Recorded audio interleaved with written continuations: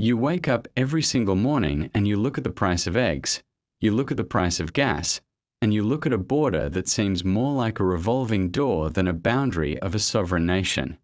You ask yourself why it feels like the people in charge, those career politicians who have been sitting in leather chairs in Washington for 30 or 40 years, have absolutely no clue what your life is like. You wonder if they are even paying attention to the crumbling infrastructure or the fentanyl crisis, or if they are too busy playing high-stakes games of power behind closed doors. The reality is that while you are worrying about your mortgage, the swamp creatures in DC are worrying about their own survival because for the first time in a long time, someone has walked into the room and turned on the lights. That is exactly why the story unfolding between Senator Dick Durbin and FBI Director Kash Patel is not just some inside baseball drama for the politicos to obsess over. It is a direct reflection of why your government has been failing you for decades and why it takes a wrecking ball to finally fix a structure that is rotten to the core. When we talk about the deep state, or the administrative state, or simply the swamp, we are talking about a class of people who believe they are untouchable. Dick Durbin is the poster child for this entitlement. He has been in the Senate since the late 90s, and in Congress even longer, comfortable in the belief that the intelligence agencies work for him and his party, providing cover for their narratives and ammunition against their enemies. For years, we watched as the FBI was weaponized to target patriots, to spy on political campaigns, and to push hoaxes like the Russia collusion nonsense that paralyzed the country for years. But now, the shoe is on the other foot. Kash Patel stepping into the role of FBI Director represents the greatest threat to that entrenched power structure we have ever seen. He is not there to make friends. He is not there to attend cocktail parties in Georgetown. He is there to dismantle the weaponized apparatus that has held this country hostage, and he is doing it by exposing the sheer incompetence and paranoia of the men who think they run the world.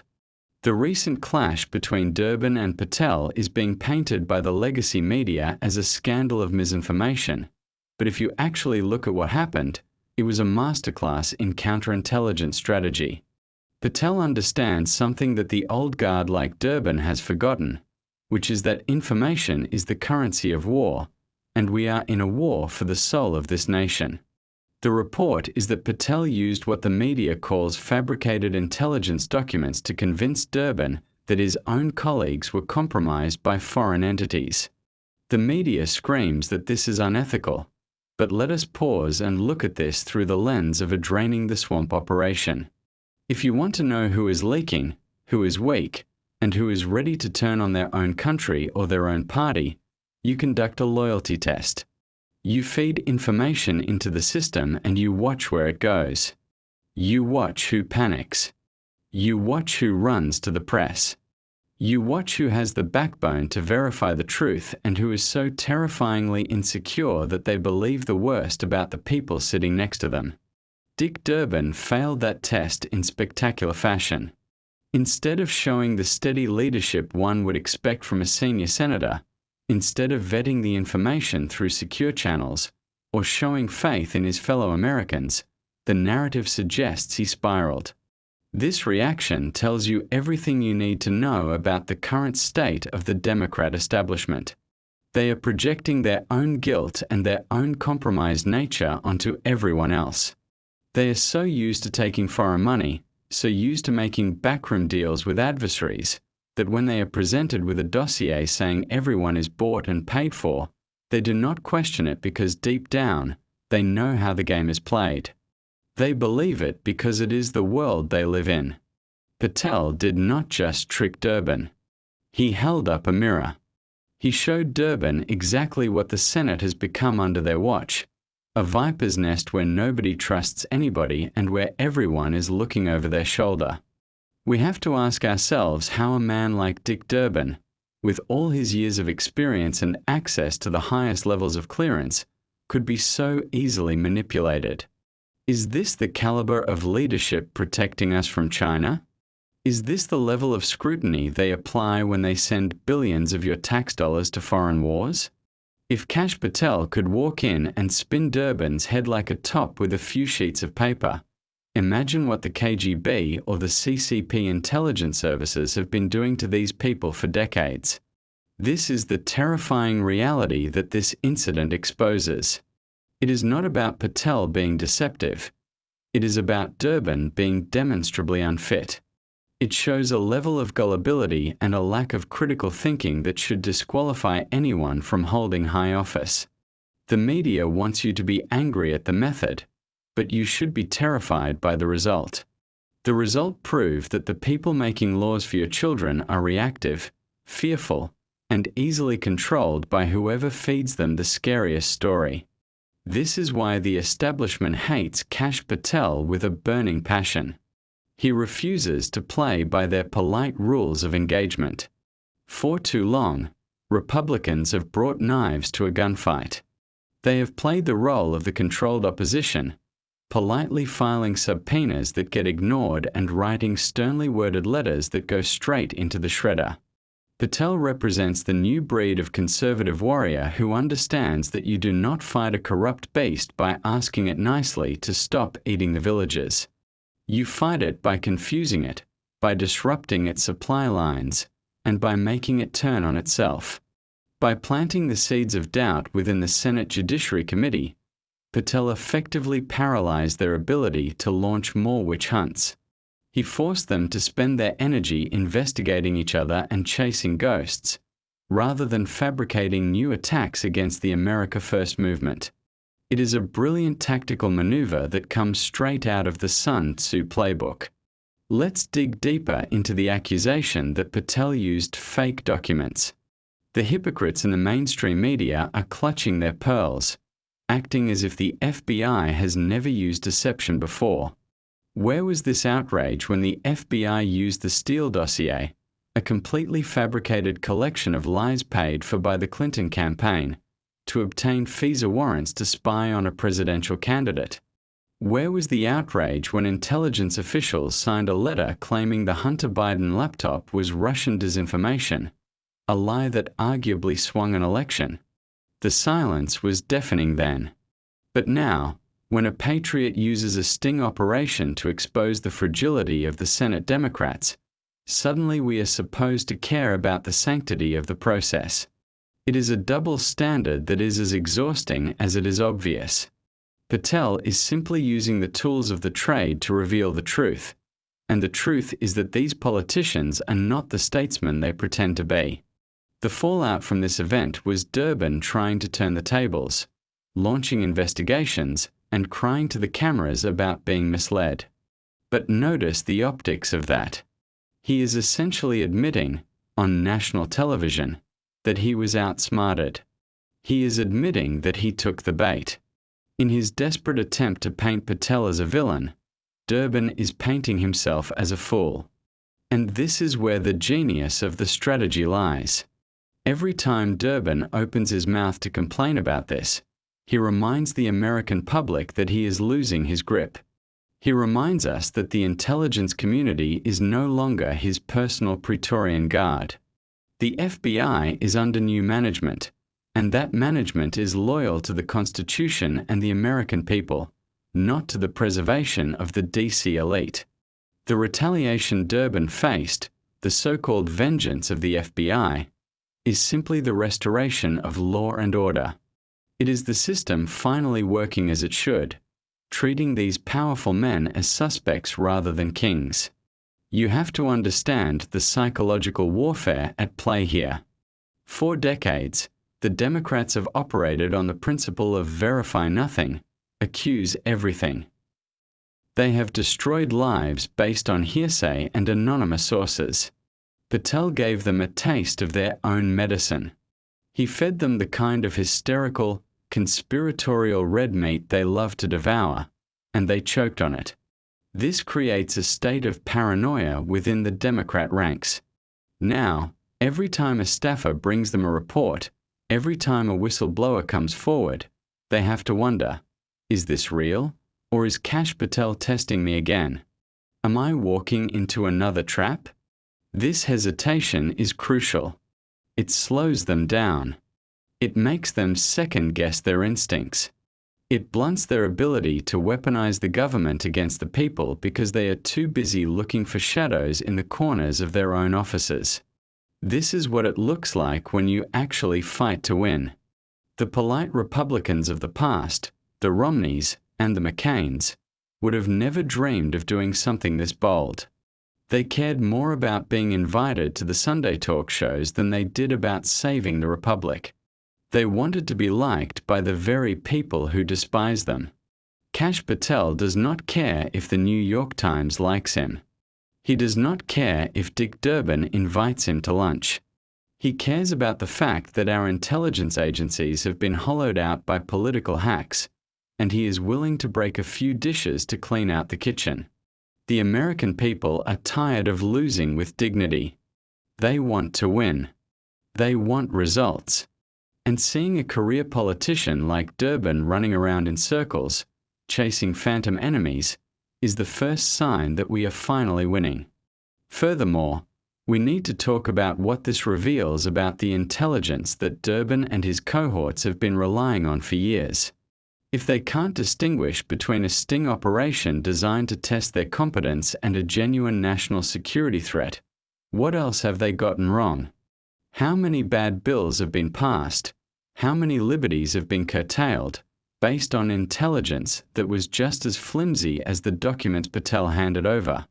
It calls into question the entire narrative foundation of the modern Democrat Party. They claim to be the party of science, of facts, of experts. Yet, here is one of their top leaders, a man who sits on the most powerful committees in the land, falling for a ruse that a first-year law enforcement officer would have approached with caution. It strips away the veneer of expertise.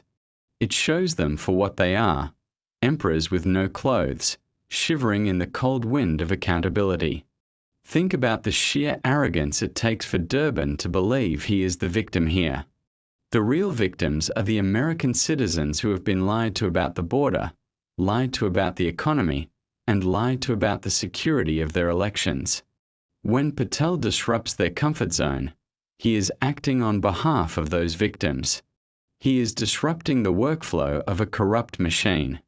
Durbin's outrage is the outrage of a man who is used to being the hammer, not the nail. He is furious because the FBI is no longer protecting his secrets. It is exposing his ineptitude. This is a crucial turning point. It signals to every other bureaucrat in Washington that the free ride is over. If the director of the FBI is willing to run a psychological operation on a sitting senator to prove a point about security and loyalty, then nobody is safe. And nobody should be safe from scrutiny. The narrative being spun that this caused division and confusion is also worth dissecting. The division was already there. The confusion was already there. Patel just brought it to the surface. The Democrats are a coalition of fracturing interest groups held together by the pursuit of power. By introducing the idea that they were being bought off by foreign powers, Patel didn't create a crack. He put a wedge in a crack that already existed. He exploited the fact that these people have no genuine loyalty to one another. They are in it for themselves. As soon as Durbin thought his colleagues were dirty, he didn't try to save them. He tried to distance himself. That is the nature of the swamp. They will eat their own the moment they sense danger. Patel knows this. He knows the psychology of the corrupt better than they know themselves. We are watching a high-stakes game of poker, and for the first time, the America First movement has a player who knows how to bluff, how to raise, and when to show his cards. Durbin is playing Go Fish. The disconnect is staggering. And while the media tries to focus on the ethics of Patel's actions, the American people are seeing something else. They are seeing a man of action. They are seeing someone who is willing to shake the tree and see what falls out. In a time where our institutions are crumbling, we don't need polite administrators. We need disruptors. We need people who are willing to walk into the fire and drag the truth out, kicking and screaming. As we move forward in this hour-long analysis, we are going to break down exactly how this went down, step by step. We are going to look at the specific language used, the timeline of events, and the frantic response from Durbin's office. We are going to contrast this with the way the FBI used to operate as the personal police force of the DNC, and show you why this shift is so critical for the future of our republic. This isn't just about one meeting or one set of documents. This is about the reclamation of the American government from a permanent political class that has grown fat, lazy, and dangerous. Dick Durbin is just the symptom. The disease is a system that forgot it works for you. And Kash Patel? He's the cure, and the medicine is going to taste bitter to the people who have been poisoning us for so long. You have to picture the scene to really understand the gravity of this moment. We are talking about the inner sanctum of the Senate Judiciary Committee, a room where the air is usually stale with the scent of compromise and old money. For decades, men like Dick Durbin have sat at the head of those tables, treating FBI directors like their personal errand boys. They are used to asking for favors, used to demanding cover-ups, and used to getting their way. But on this day, the dynamic shifted. When Kash Patel walked into that room, he didn't walk in as a servant of the swamp. He walked in as the executioner of their impunity. He didn't come with a hat in his hand. He came with a dossier that was about to expose the rot at the heart of the Democrat machine. The atmosphere wasn't just tense. It was electric with the friction of two different worlds colliding. The dying world of the corrupt establishment and the rising tide of the America First restoration. Imagine the look on Durbin's face. Here is a man who has spent his entire career operating in the shadows, believing that his position protects him from the consequences of reality. He looks at Patel, a man the media has demonized, a man the entire liberal apparatus has tried to destroy, and he expects to see fear. Instead, he sees confidence. He sees a man who knows exactly where the bodies are buried because he has spent the last few years drawing the map. Patel places the documents on the table. He doesn't have to say much. The silence does the heavy lifting. The documents detail alleged compromises, foreign entanglements involving Durbin's own colleagues. And here is the kicker, the part that really exposes the soul of the Democrat Party. Durbin believed it instantly. He didn't push back. He didn't say, "No, my colleagues are patriots, this can't be true." He swallowed the bait whole because, in his heart of hearts, he knows exactly who he is surrounded by. This is the psychological reveal that makes this story so damaging for the left. If you are an honest man working with honest people, and someone tells you your team is dirty, your first instinct is denial. Your first instinct is to defend your honor and the honor of your associates. But Durbin, his instinct was confirmation. It's as if he was thinking, finally, someone caught them. It reveals a deep-seated cynicism within their ranks. They know they are beholden to China. They know they are beholden to the military-industrial complex. They know their foundations are built on sand and foreign cash. So when Patel presents a scenario that confirms their worst fears, they don't question the validity of the evidence. They panic about the fallout. That panic is what Patel was counting on. He wasn't just testing their gullibility, he was testing their guilt. And they failed the test so hard it sent shockwaves through the entire Capitol. Now, let's talk about the fake intelligence. The media is screaming about integrity and norms. Give me a break. These are the same people who championed the Russian bounties story, a complete fabrication designed to keep our troops in Afghanistan forever. These are the same people who told you the protests of 2020 were mostly peaceful while American cities burned. They have no standing to lecture anyone on truth. What Patel did was a classic counterintelligence sting, a canary trap on a massive scale. By feeding specific, traceable, albeit fabricated information to Durbin, Patel was effectively tagging the leaks. He was painting the rats with radioactive dye so he could see exactly where they scurried in the dark.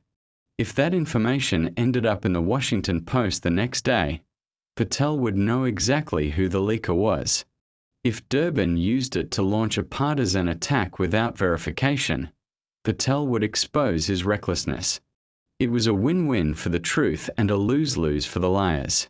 And look at how Durbin handled it.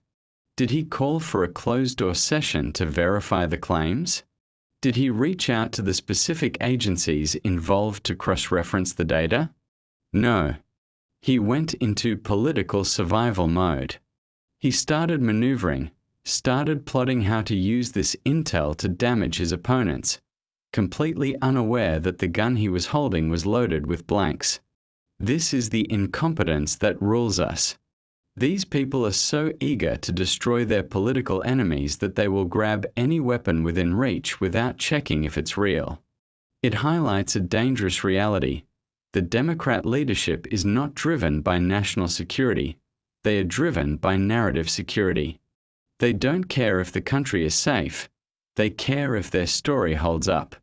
Patel exposed that they would rather believe a lie that helps them than a truth that hurts them. This brings us to the retaliation. When Durbin finally realized he had been played, the mask slipped completely. The benevolent grandfather figure of the Senate vanished, replaced by the vindictive careerist we always knew was there. He launched investigations. He dragged Patel's name through the mud.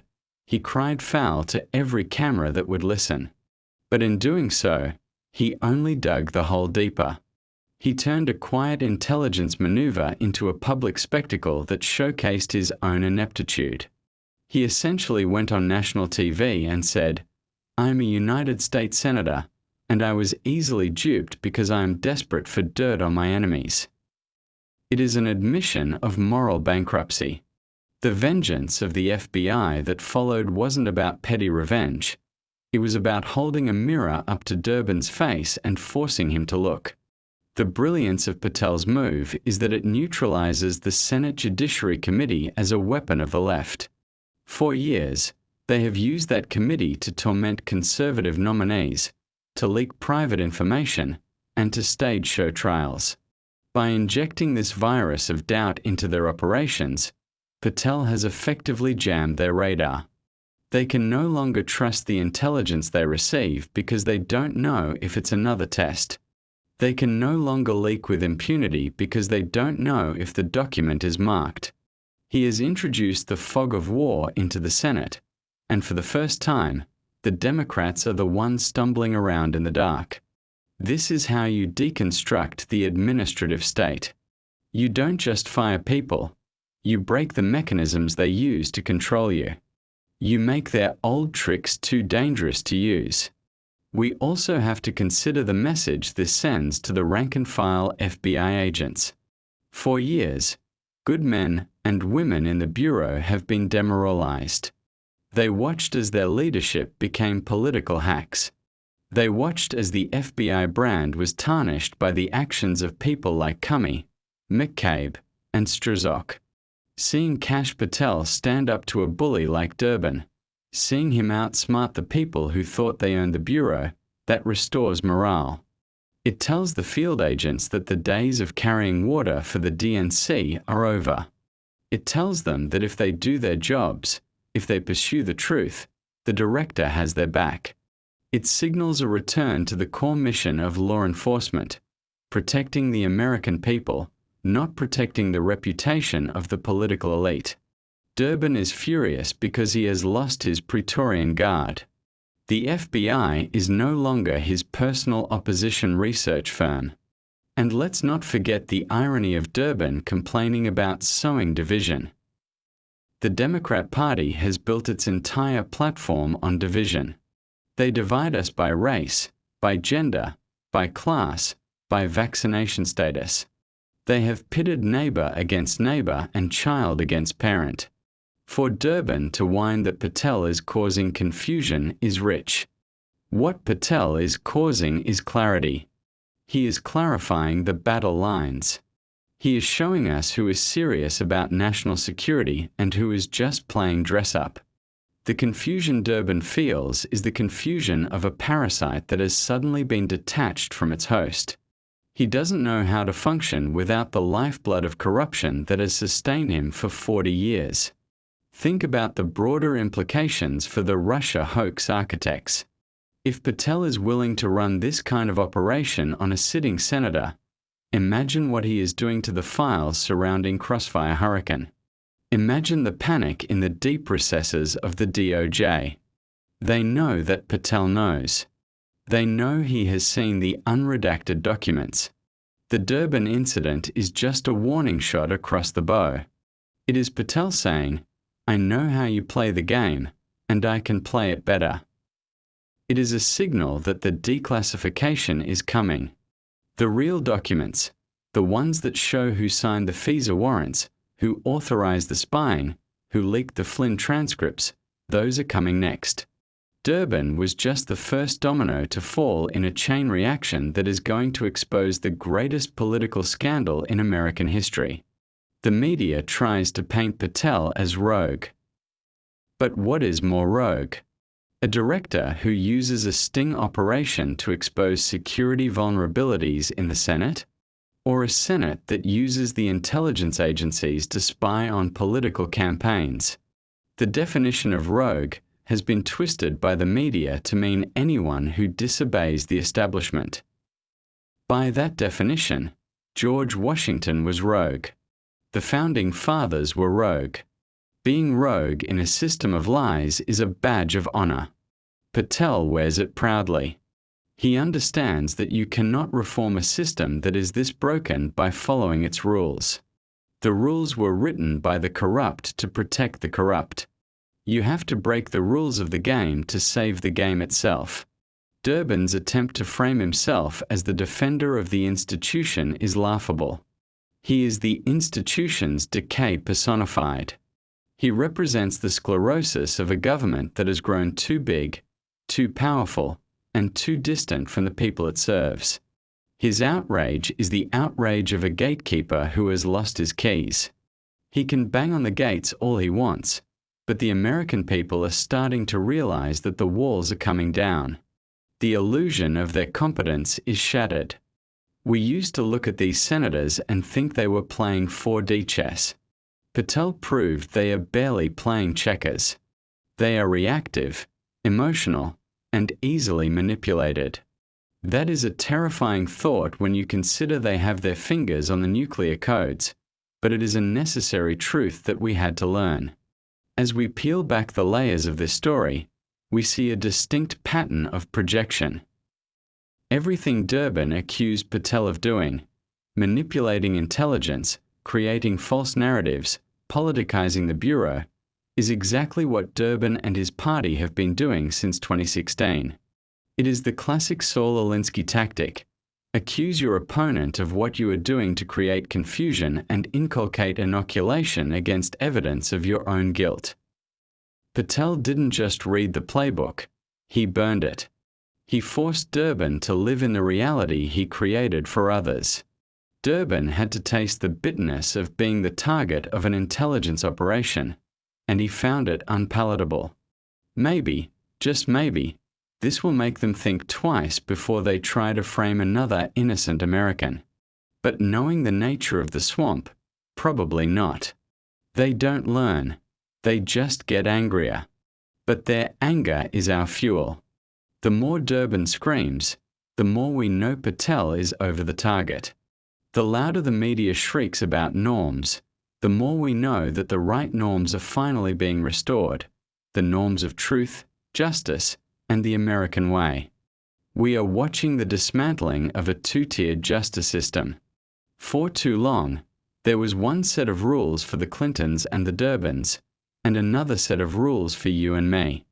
Patel is leveling the playing field. He is showing us that no one is above the law, and certainly, no one is above being tested. If you hold a clearance, if you sit on a committee, you should be subject to the highest standards of scrutiny. Durbin failed that scrutiny. He failed it in a way that should embarrass him into retirement, but since shame is a foreign concept in DC, he will stay and fight. And that is fine, because now we know how to beat him. This incident also highlights the critical importance of America First personnel. Personnel is policy. You can have the best ideas in the world, but if you have swamp creatures implementing them, nothing changes. Trump learned this the hard way in his first term. But now, with people like Patel in key positions, we are seeing the difference. We are seeing what happens when you have a loyalist who is also a tactician. Patel isn't just a loyalist.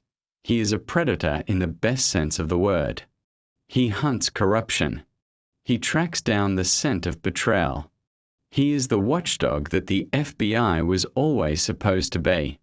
And the fact that he terrifies the Senate Democrats is the best endorsement he could ever receive.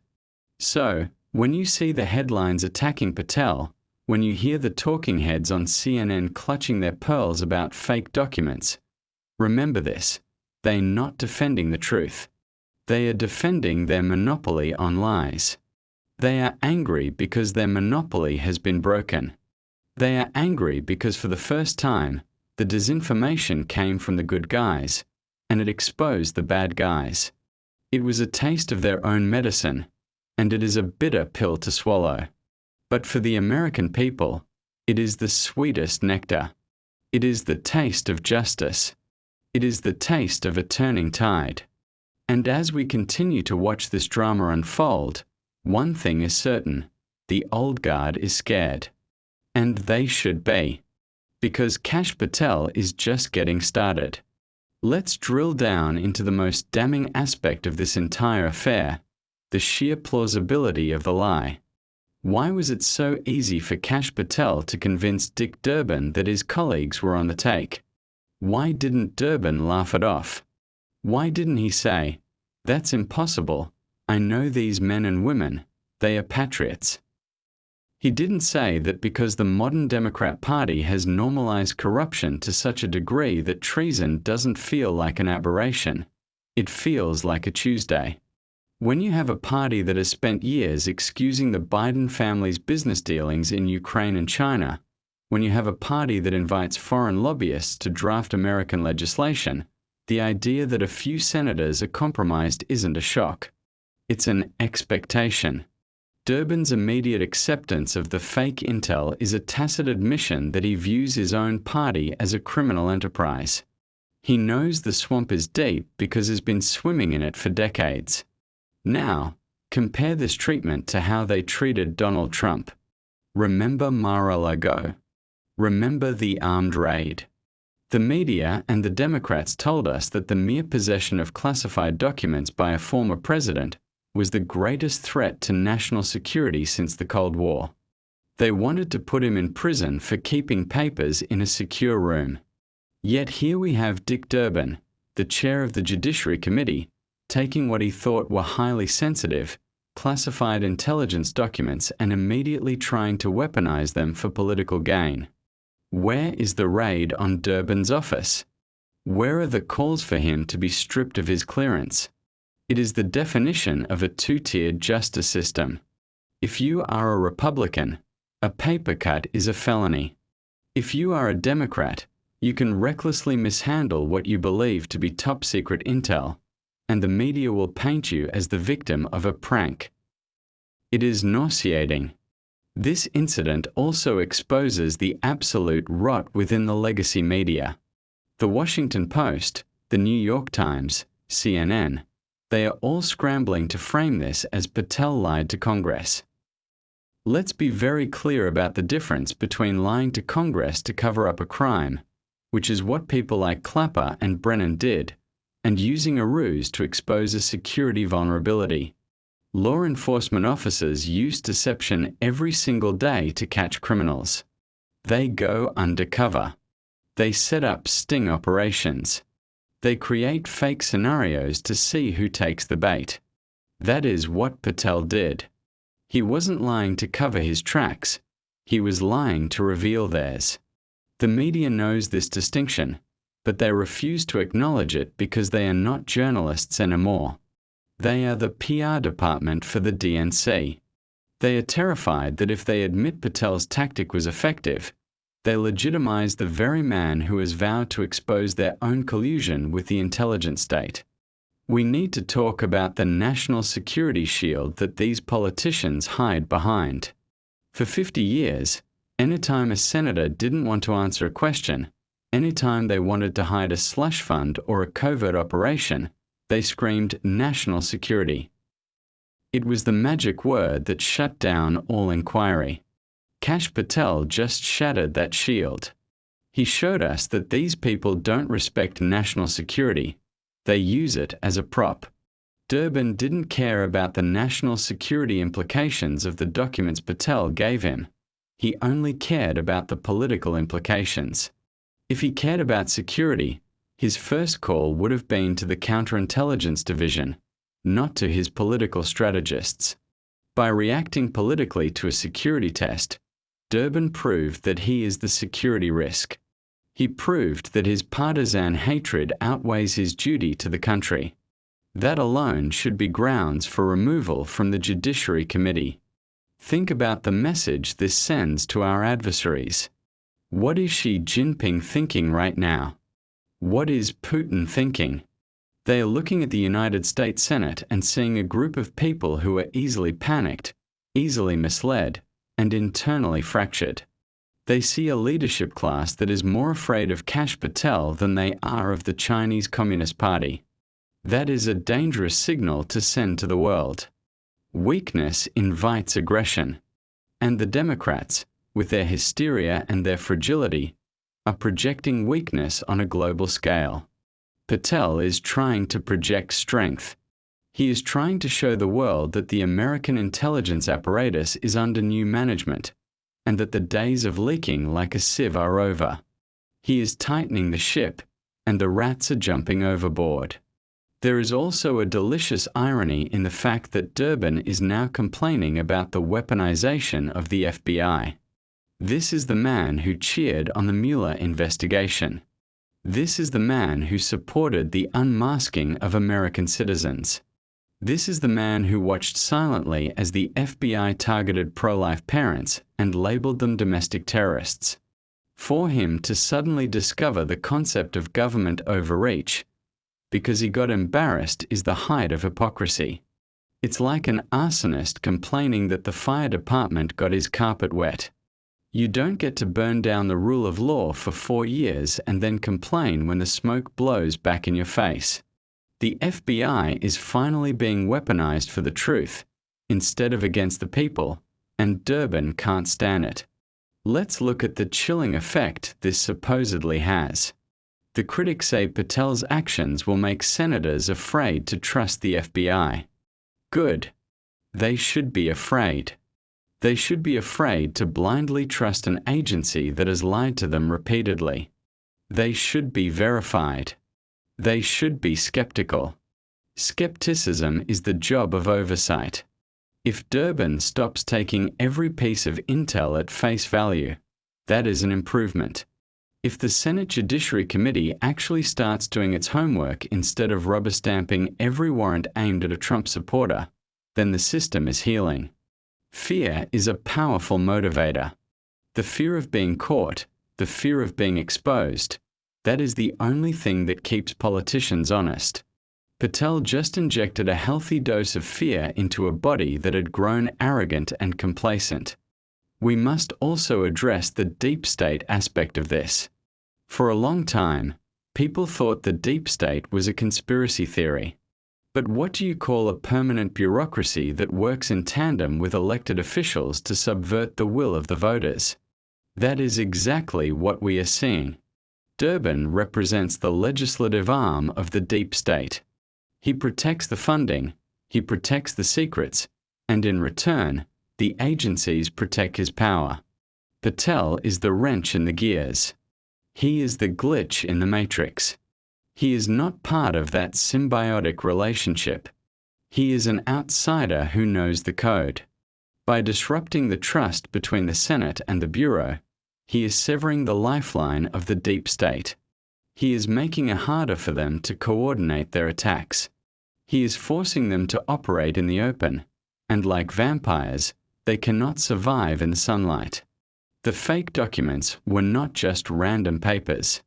They were a Rorschach test. What Durbin saw in those papers revealed his own psyche.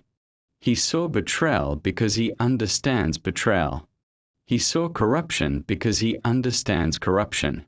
If Patel had handed those same documents to a genuine patriot, the reaction would have been different. A patriot would have asked for evidence. A patriot would have been skeptical. Durbin's credulity is his confession. It reveals that he believes everyone in Washington is for sale, probably because he knows the price of everyone in the room. This is the dark reality of our capital. It is a marketplace of influence, and Patel just walked in and flipped over the tables. And don't let them gaslight you into thinking this is unprecedented. What is unprecedented is the level of subversion we have seen from the left. It is unprecedented to spy on a presidential campaign. It is unprecedented to impeach a president over a phone call while ignoring actual bribery by the vice president. It is unprecedented to mandate experimental medical treatments or lose your job. Patel's actions are a necessary corrective measure in an unprecedented time. You don't use standard operating procedures to fight a cancer. You use chemotherapy. You use radiation. You do things that are harsh and painful because the alternative is death. Patel is the chemotherapy for the American body politic. It might make Durbin sick, but it is the only way to save the patient. We are watching the breakdown of the gentleman's agreement in Washington. For years, Republicans and Democrats had an unwritten rule: I won't expose your corruption if you don't expose mine. They staged little fights for the cameras, but behind the scenes, they all went to the same parties. The MAGA movement, spearheaded by Trump and executed by warriors like Patel, tore up that agreement. There is no more professional courtesy for people who are destroying the country. If you are dirty, you are fair game. If you are incompetent, you will be exposed. Durbin is shocked because he thought his membership in the club protected him. He thought the Old Boys Network was invincible. He forgot that the American people revoked the charter of that club in the last election. This is why the establishment is fighting back so hard against Patel's confirmation and his tenure. They know that if he stays, the secrets come out. Not just the Durbin incident, but everything. The Jeffrey Epstein client list. The JFK files. The truth about January 6th. Patel is the gatekeeper who wants to open the gates. Durbin is the gatekeeper who wants to add more locks. The battle over these fake documents is really a battle over the control of information. Who gets to decide what you know? The government or the people? Patel believes the people have a right to know how their sausage is made, even if it means showing them the butcher shop floor. Durbin wants to keep the curtains drawn and tell you everything is fine while the house burns down. The chaos narrative is another media fabrication. They say Patel is bringing chaos to the FBI. No, the FBI was in chaos.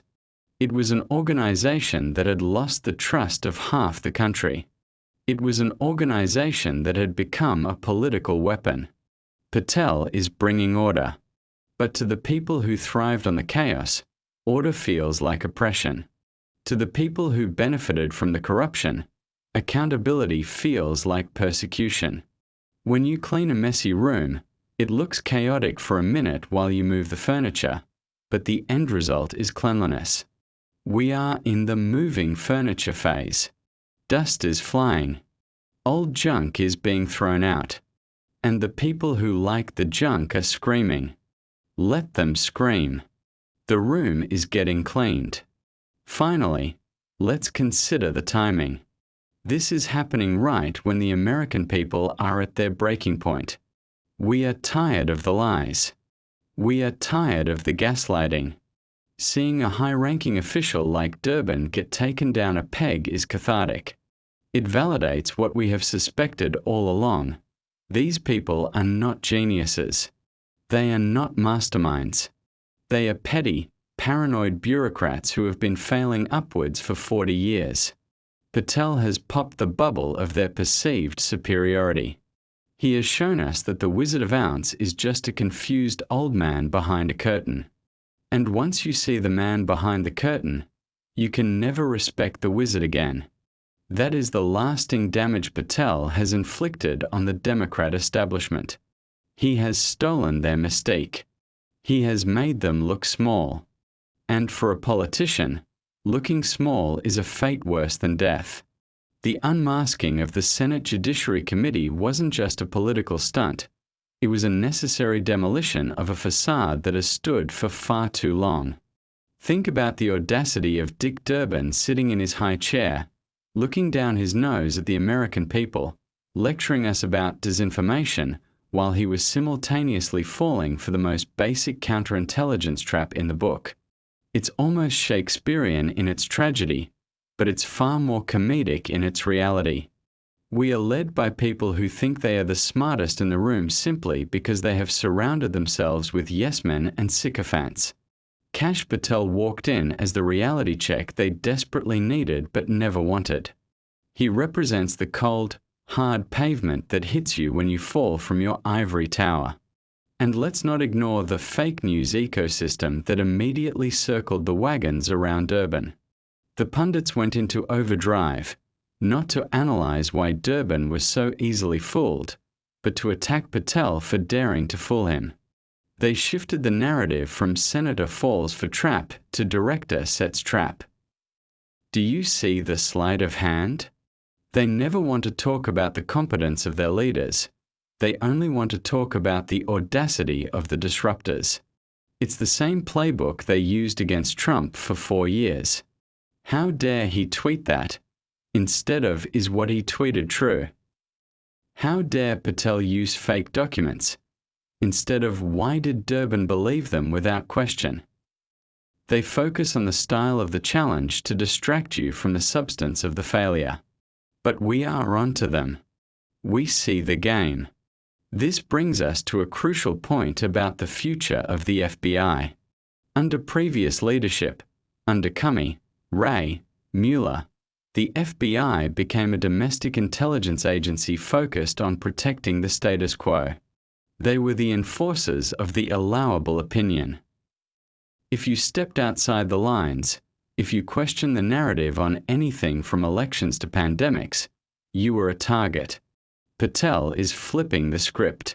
He is turning the FBI back into a law enforcement agency that targets actual criminals, regardless of their zip code or their political affiliation. By exposing Durbin, he signaled that the protection racket is closed for business. No longer will the FBI run interference for the Democrats. No longer will they slow-walk investigations into their friends while sprinting to prosecute their enemies.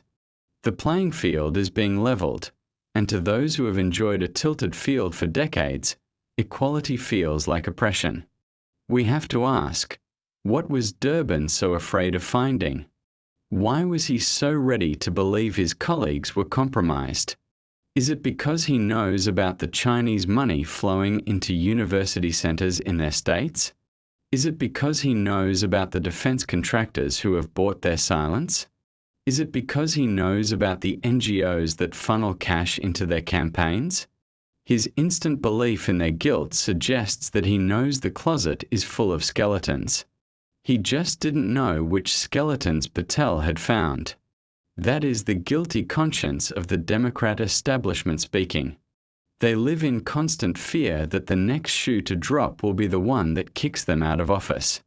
Patel just made them jump at a shadow, and in doing so, he showed us how jumpy they really are. This entire episode is a microcosm of the war between the globalists and the nationalists. Durbin is a globalist. He believes in the liberal international order, in open borders, in the slow dissolution of American sovereignty. He believes that intelligence agencies should serve the interests of this global elite. Patel is a nationalist.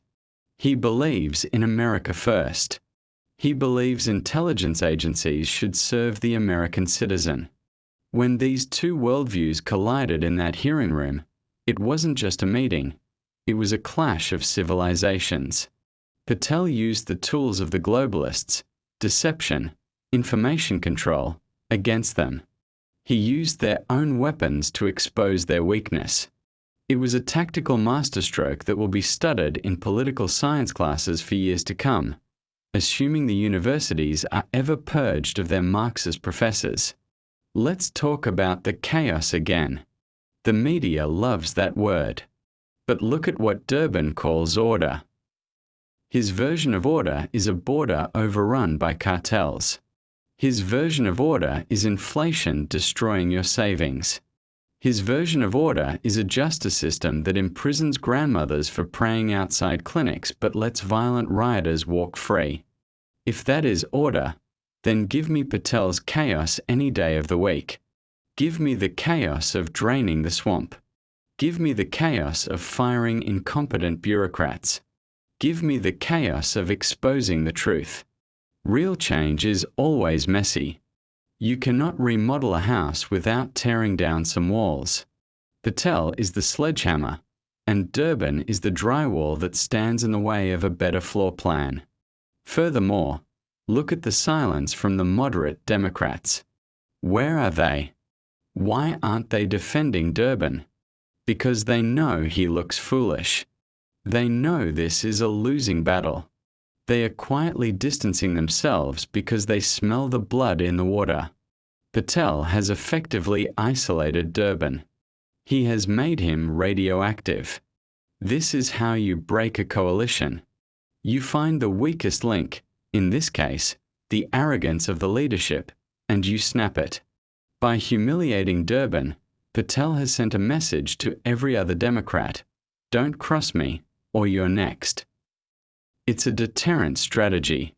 It forces them to think twice before they launch their next frivolous investigation. It buys time for the America First agenda to take root. The investigations Durbin launched into the fake documents are just sound and fury, signifying nothing. They are a desperate attempt to regain control of the narrative. But the damage is done. The meme is out there. The image of Durbin, the elder statesman, being played like a fiddle is burned into the public consciousness. You can't UN ring that bell. Every time he tries to speak on national security now, people will remember. They will smirk. They will wonder if he's being tricked again. Patel stripped him of his gravitas. He took away the one thing a senator needs to survive: respect. Without respect, Durbin is just an old man shouting at clouds. And that is a victory for the people who have been disrespected by Durbin for years. We also need to consider the morale of the American people. For so long, we felt helpless. We felt like the system was rigged against us and there was nothing we could do. We voted, we marched, we posted, but the machine kept grinding on.